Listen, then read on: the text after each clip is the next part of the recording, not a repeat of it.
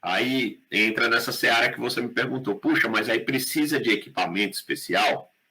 Que temperatura, como fazer o aquecimento da resina, né, para que ela ganhasse resistência mecânica, sem degradar, né? Porque a preocupação é o seguinte, até que temperatura eu posso fazer tratamento térmico? Se eu tiver um forninho, vamos supor, se eu tenho um forninho, eu posso ir colocando, é melhor tratar 50 graus, 80 graus, 100 graus, 120, 150, 200, 300, e você vai ver na literatura, se as pessoas forem estudar esse tema, vocês vão ver que vai ter autor dizendo que 60 graus já começa a ter o ganho, e vai ter autor que vai falar em 200 graus. E a gente fica sem saber que temperatura vai usar. Depois vai pegar o pessoal que faz trabalho mais clínico, vai dizer, não, eles pegam os equipamentos que tem no consultório e começam a fazer tratamento com água fervente, com autoclave, justamente essa seara que você me perguntou. Então, a gente fez um mapeamento. Na época, a Carol pegou mais de 12 resinas e começamos a estudar que temperaturas a gente começava a ter ganhos e que temperatura a gente começava a perder resistência mecânica. E descobriu o seguinte, a partir de 200 graus, a gente sabia que tinha problemas seríssimos. Começava a perder componente, a resina começava a enfraquecer. Então, acima de 200 graus, estava eliminado do Big Brother, tá certo? Está fora. Tem que ter abaixo de 200. Bom, já temos uma informação. A segunda era, qual que é a melhor temperatura? Bom, se você for analisar, quando você dá calor para o material, você favorece algumas ligações que não conseguiram ser feitas só com luz, as moléculas estão lá dentro, ela ficou pertinho de dar a mão aqui, mas não conseguiu. Você pôs luz lá, mas ela já estava assim presa por todos os lados, e aqui ela faltou fazer uma ligaçãozinha. Quando você dá calor, ela começa a vibrar e consegue dar a mão. Consegue ligar. Então, existe essa polimerização adicional dada pelo calor. Isso é muito legal. Então, você tem pequenos ganhos, são poucas ligações, mas isso tem grandes repercussões na resistência mecânica. O material fica muito mais forte, mesmo com pouquinhas ligações, porque ele já estava bem preso, mas é como se faltasse algum elozinho para o anel ficar completamente fechado, para aquela corrente ficar toda fechada. Então, esses pequenos ganhos dão respostas elevadas, assim, respostas interessantes na propriedade mecânica. Esse é o primeiro aspecto. E aí, para isso aí, para esse ganho adicional, a partir de 60, 80 graus você começa a ter. Então, se você me disser, Igor, se eu tiver uma estufa velhinha lá no consultório que eu usava antes para esterilizar, e eu reativar essa estufa, eu posso fazer tratamento com 80 graus? Pode, 100 graus pode, 120 pode, né? Muito bem, mas sem me alongar muito, já falando bastante, aí, né, Ricardo? Aí chegou na autoclave 165 também pode, porque é abaixo do 200. Pode, o autoclave 121, acho que... Pode. O problema do autoclave... Então, o problema do autoclave é esse, é que nós temos água junto, né? Exato. Nós temos água.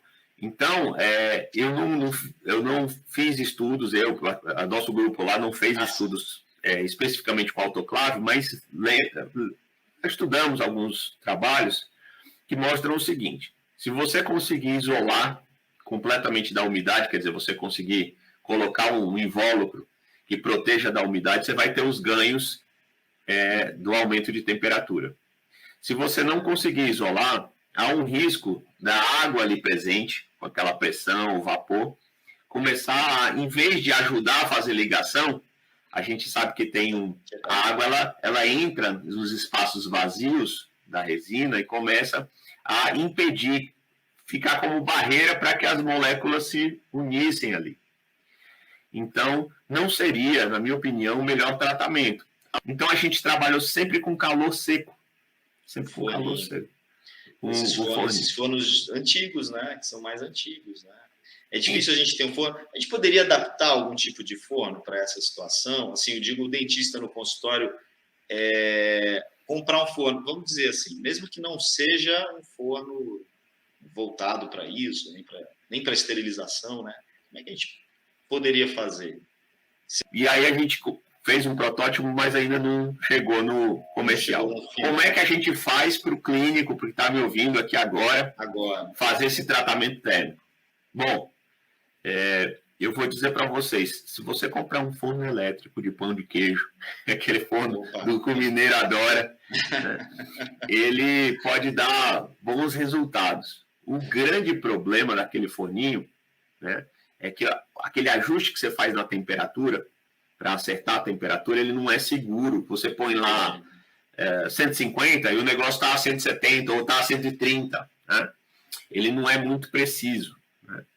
E para isso tem uns termômetrozinhos, não são termômetros, são indicadores de temperatura, chama termopar. Você pode comprar, então, um forninho. Hoje está na ordem de R$150, você compra um forninho daquele, não é um negócio do outro mundo, tá certo? Para usar exclusivamente para isso.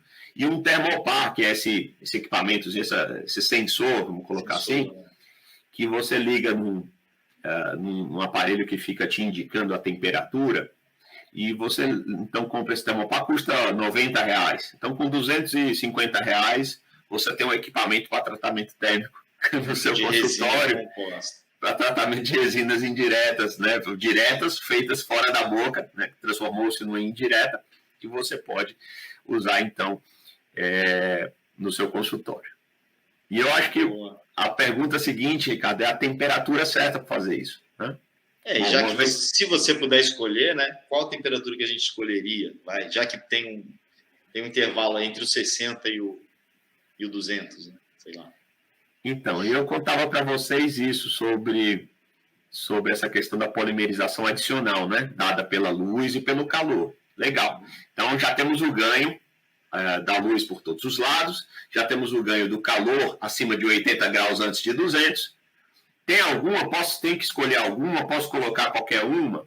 Então, alguns estudos nossos se direcionaram para descobrir essa temperatura certinho.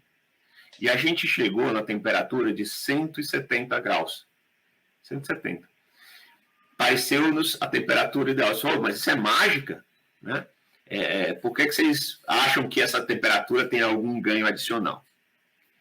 E aí, o pessoal vai ter que lembrar do que é a resina composta. Vocês lembram que a resina composta é aquela massinha nossa lá? Lá dentro dela tem um monte de polímero, de cadeiazinha e umas cargas, umas partículas lá dentro, tá certo? Inclusive, as indicações das resinas estão muito vinculadas à quantidade de carga, né, que tem em volta desses polímeros. Então, essa carga, aqui na minha mão, aqui é uma carga. O polímero está ligado a ela, né? A resina está ligada a ela por todos os lados.